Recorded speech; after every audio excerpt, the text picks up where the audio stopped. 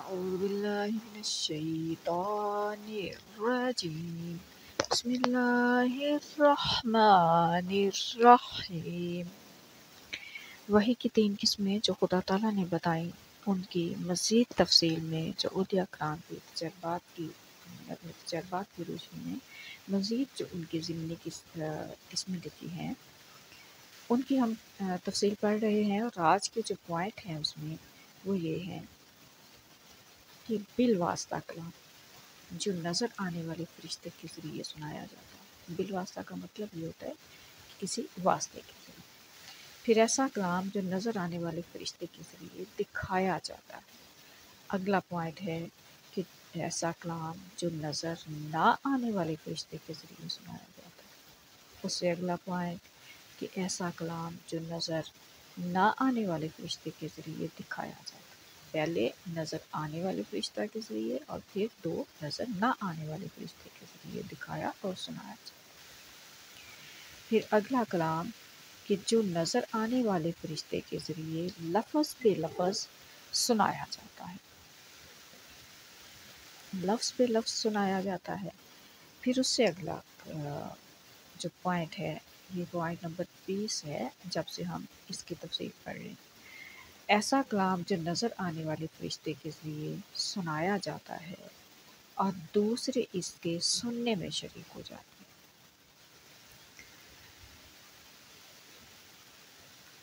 پھر point number 21 ہے، total کے حساب سے جو ہم پڑھ رہے ہیں، اور آج کا جو ہے یہ چھٹا یا ساتواں پوائنٹ ہے۔ تو ایسا کلام جو نظر آنے والے فرشتے کے ذریعے سنایا جاتا ہے اور دوسرے لوگ اس کے سننے اور دیکھنے دونوں میں شریک ہوتے ہیں۔ اور 22واں پوائنٹ جو ہے کہ خواب، کلام اور حقیقت تینوں جو ہیں ظاہری، تینوں کا اشتراک، تینوں جو ہیں وہ مشترک ہو کر اس میں کلام جو ہے وہ دیا جاتا ہے، اللہ تعالیٰ کی طرف سے کلام کیا جاتا ہے۔ تو ان کی تفصیل جو ہے وہ ہم آج پڑھ رہے ہیں۔ بسم اللہ الرحمن الرحیم۔ رب اشرح لی صدری ویسر لی امری واحلل عقدۃ من لسانی یفقہوا قولی رب زدنی علما اللہم فقہنا فی الدین۔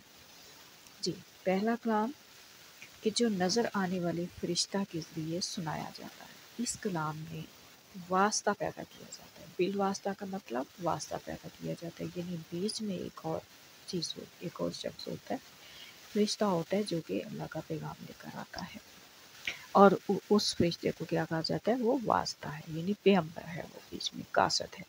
بجائے اس کے کہ انسان براہ راست اللہ تعالیٰ کے کلام کو سنے، اسے فرشتہ نظر آتا ہے جو کہتا ہے کہ بات اس طرح سے ہے جیسے کہ غار حرا میں حضرت جبرائیل علیہ السلام نے رسول کریم صلی اللہ علیہ وسلم تک وحی پہنچائی تھی۔ اگلا پوائنٹ کہ ایسا کلام جو نظر آنے والے فرشتے کے ذریعے دکھایا جاتا ہے۔ بعض حدیثوں میں ذکر آتا ہے کہ غار حرا میں جبرائیل نے رسول کریم صلی اللہ علیہ وسلم کو حریر پر لکھی ہوئی ایک تحریر بھی دکھائی تھی۔ اور یہ کلام بالواسطہ جو نظر نہ آنے والے فرشتے کے ذریعے سنایا جاتا ہے، یہ اگلا پوائنٹ ہے۔ اس میں کوئی فرشتہ نظر نہیں آتا، مگر آواز سنائی دیتی ہے کہ میں ایسا کہتا ہوں، یا فرشتہ کہتا ہے کہ مجھے خدا نے یہ بات آپ تک پہنچانے کا حکم دیا ہے جو میں پہنچا رہا ہوں یا آپ سے کہہ رہا ہوں۔ اگلا پوائنٹ کہ ایسا کلام جو نہ نظر آنے والے فرشتے کے ذریعے دکھایا جاتا ہے، اس طرح کی آنکھوں کے سامنے تختی آ جاتی ہے، لکھی ہوئی تحریر آ جاتی ہے جس پر کچھ لکھا ہوا ہوتا ہے، اور صاف پتہ لگتا ہے کہ کسی اور ہاتھ نے اس کو آگے کر دیا ہے، مگر فرشتہ جو ہوتا ہے وہ نظر نہیں آتا۔ اس سے اگلا پوائنٹ بالواسطہ کلام جو نظر آنے والے فرشتے کے ذریعے لفظ بے لفظ سنایا جاتا ہے اور دوسرے اس میں شریک نہیں ہوتے، یعنی انسان کے حواس ظاہری پر پورا جو ہوتا ہے وہ کام کر رہے ہوتے ہیں، इंसान के हवास ज़ाहिरी पूरा काम कर रहे होते हैं कि उसे फरिश्ता नज़र आता है जो अल्लाह ताला का कलाम लफ्ज़ पे लफ्ज़ सुनाता है, मगर कोई दूसरा शख्स इसमें शरीक नहीं होता। ना वो फरिश्ते को देख सकता है, ना ही उसकी आवाज़ सुन सकता है। फिर बिलवास्ता कलाम जो नज़र आने वाले फरिश्ते के ज़रिए सुनाया जाता है, लेकिन दूसरे लोग भी उसको सुन लेते हैं या सुनने में शरीक होते हैं, और जो जिसको अल्लाह ताला चाहता है वो शरीक होता है। बुखारी में है कि हज़रत आयशा रज़ी अल्लाह अन्हा ने एक दफ़ा रसूल करीम सल्लल्लाहु अलैहि वसल्लम को किसी से बातें करते हुए सुना। हज़रत आयशा रज़ी अल्लाह अन्हा ने दरियाफ्त किया कि या रसूल अल्लाह, आप किससे बातें कर रहे हैं?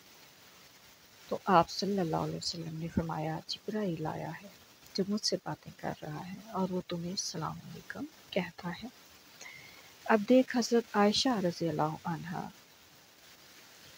अन्हा ने भी ये बातें सुन ली, मगर उन्हें फरिश्ता नज़र नहीं आया था।